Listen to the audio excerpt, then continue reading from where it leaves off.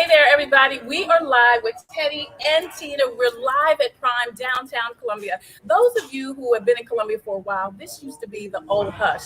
Y'all, I used to do open mic here on Friday night. Wow. You say that you're not doing no R&B, so. Well, I sure said it, but I'm actually doing it. You are doing a little R&B. I Listen, thought I wasn't going to do this, but I'm definitely doing it. are traveling all around the world promoting their brand new CD, A Married Christmas, and 3-song EP. It is amazing. I have to tell you, and you already know, the single is dripping with sensuality. It is dripping. It's probably sexier than all of the other It is a sexy sexy stuff. song. You hear me? Look, and you know, and when I listened to it this morning, I was in my house by myself, wishing I was not by myself. You know, I was like, this is not a song you should listen to by yourself. Ask away. Listen. You know, I said somebody came to my site saying, this is not the gospel. I said it absolutely is not the gospel.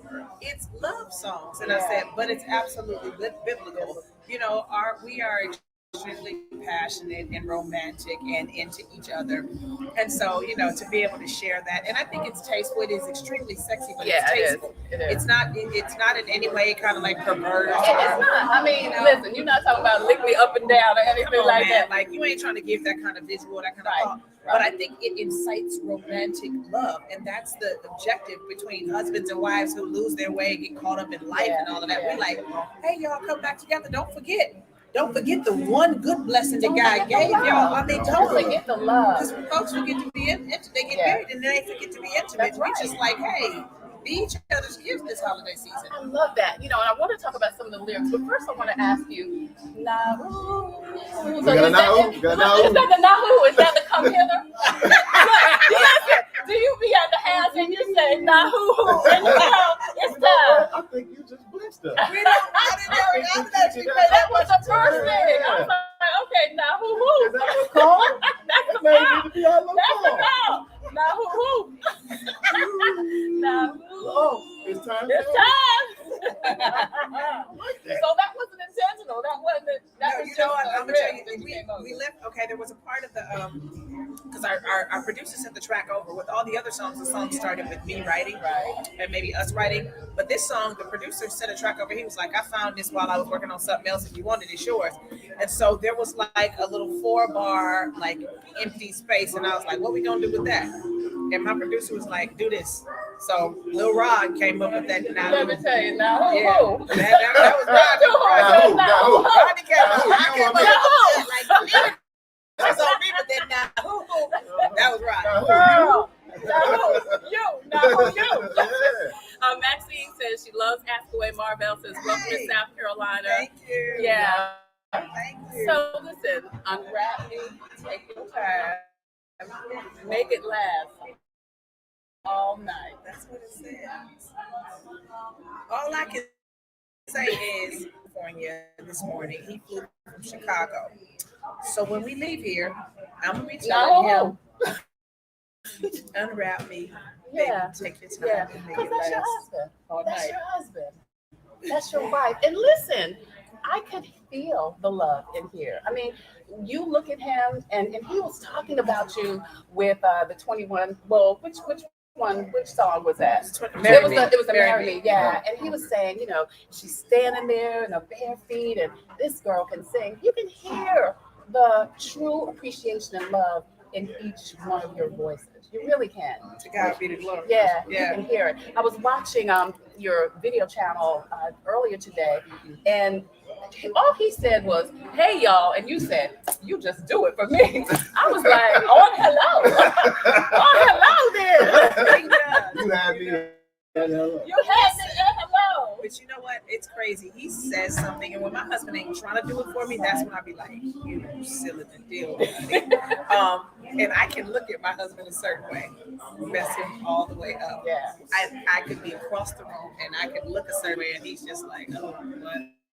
And it's just sensitive. Well, you said that people make people sick in the family, right? So what? Get over it. They're like, "Oh, there go Tina Teddy again." Yeah. Like, deal with it. What? Like y'all watched us fall apart, right? Well, now watch us come together. You know, Together. it's Yeah. beautiful. Like In a pure way, man. I mean, it really Yeah. does actually highlight what God did for us. Yeah. Like that forgiveness, that perseverance, that sticking it out. I mean, it highlights that. You know what I mean?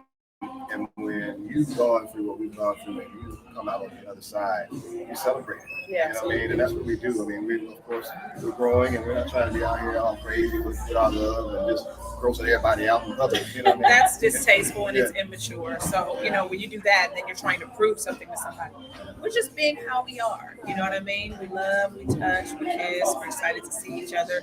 We do it for each other. And so our music is literally a reflection of how we are. We are just like that at home. We're just like that. We go out on dates. And I love that because, like you said, you should be that way. That's your husband, that's your wife.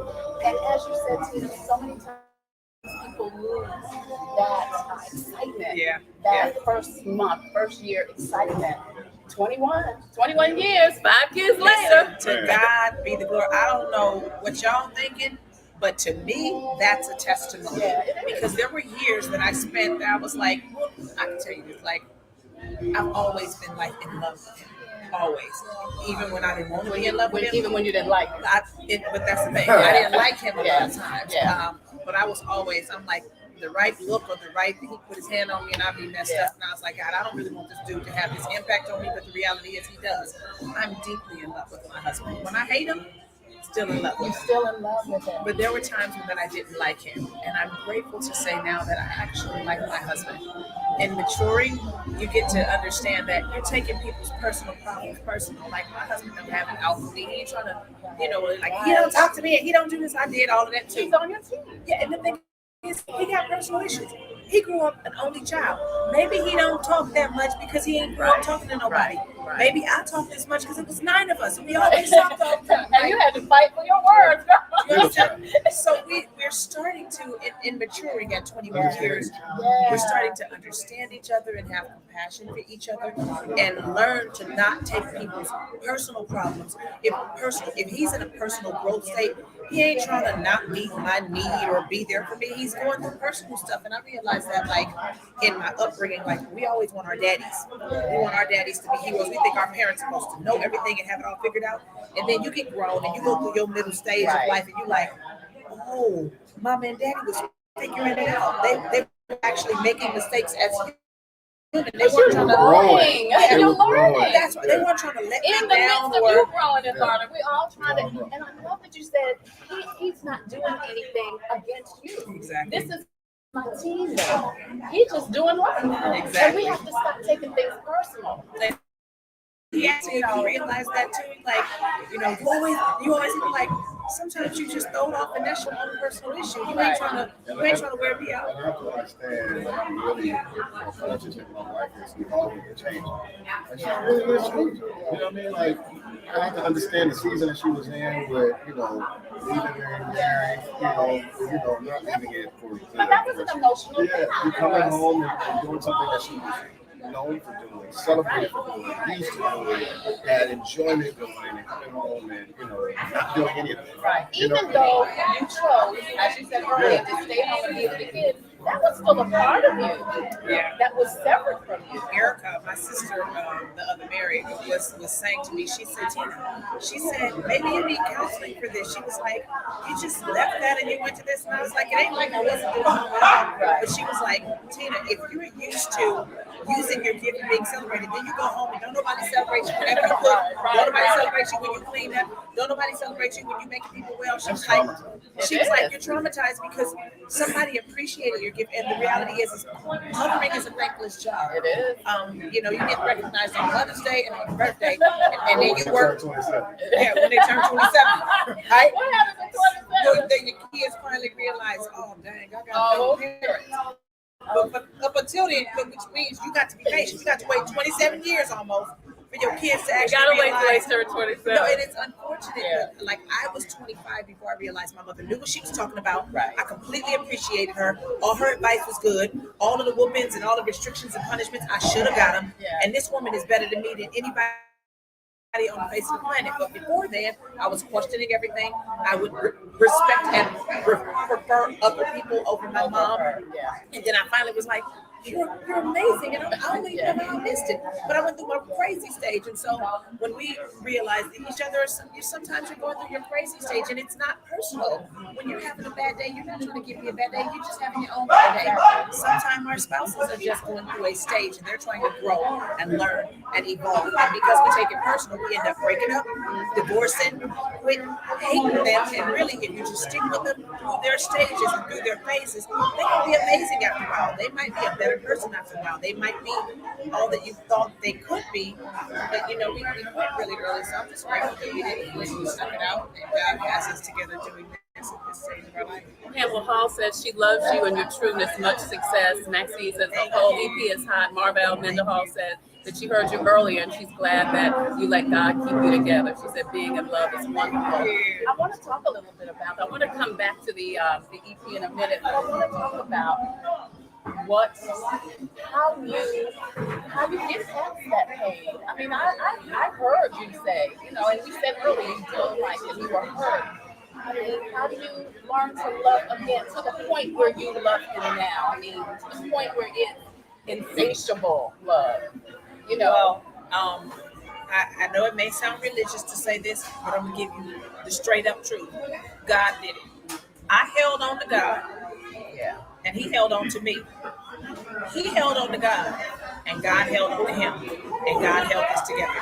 We thought we were going to get divorced countless times, way back when we dealt with infidelity, and in the recent years, in the last 5 years, because in the last 5 years we were facing ourselves and growing up and maturing and evolving as people, not realizing that our own growth was painful for each other. So it was creating dissonance. It was creating conflict and friction.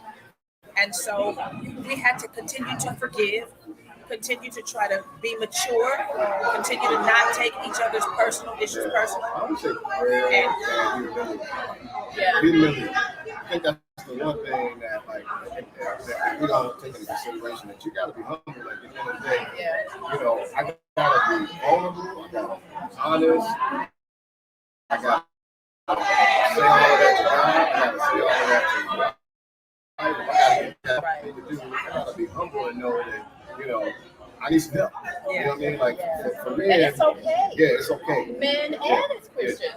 We have this thing against therapists. Yeah. But you can love Yeah. Jesus and sit on the couch too. But it's biblical to get help. In the Bible, there was, in countless instances of the Bible, there was always someone older imparting to the young. The Bible even told the older women teach the younger.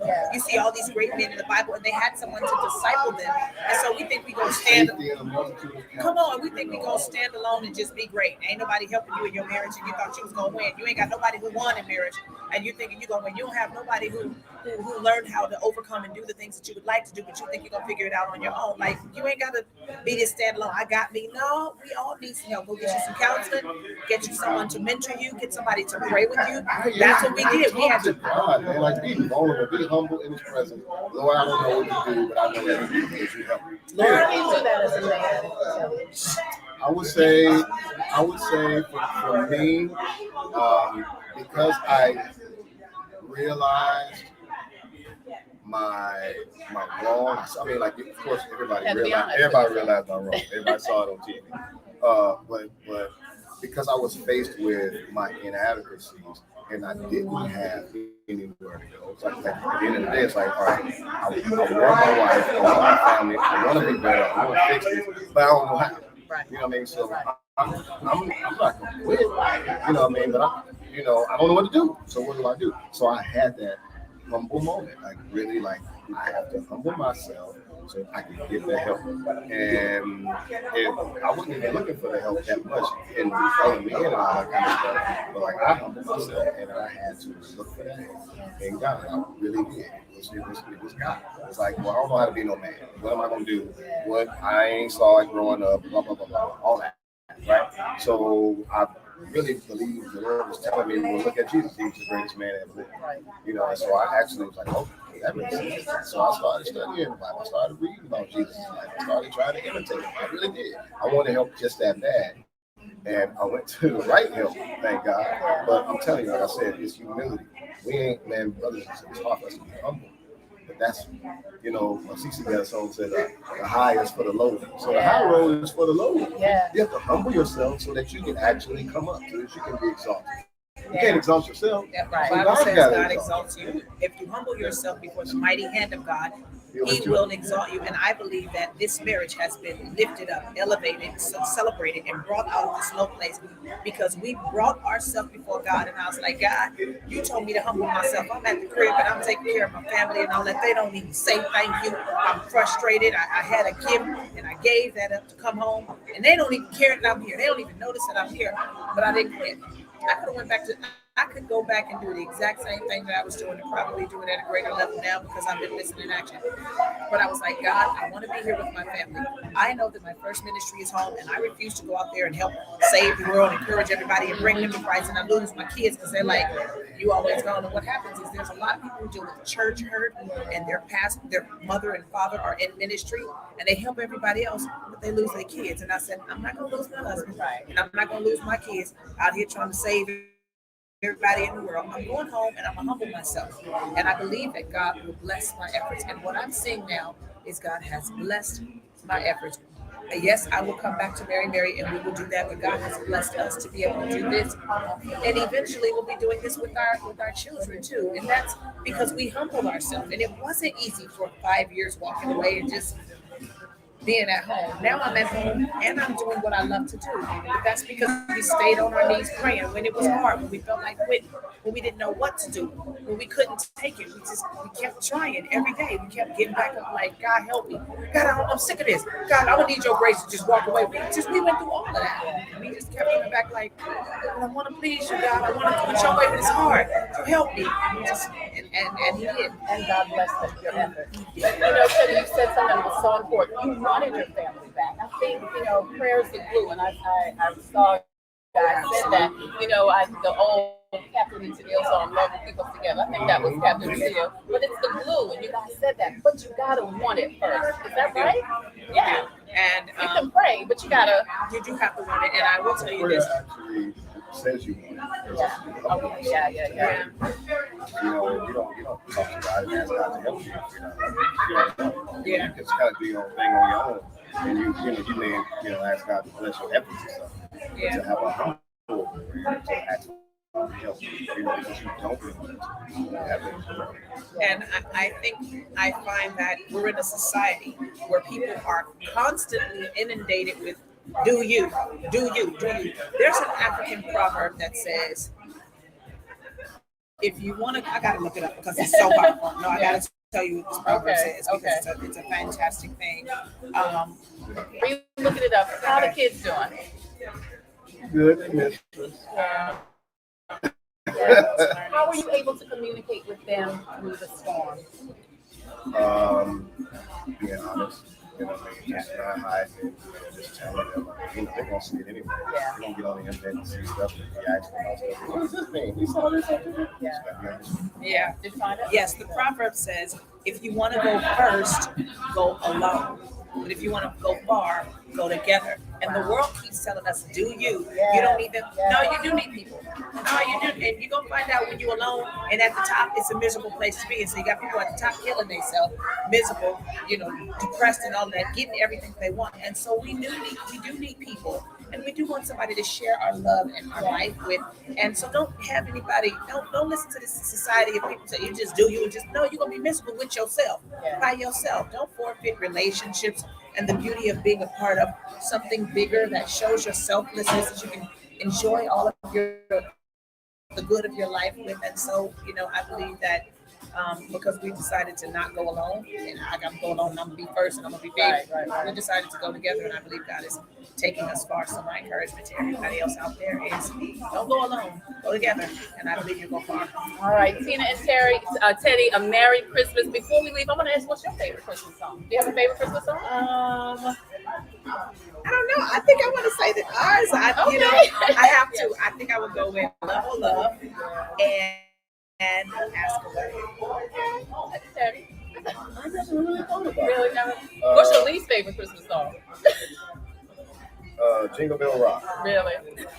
I played a Christmas song just for my child.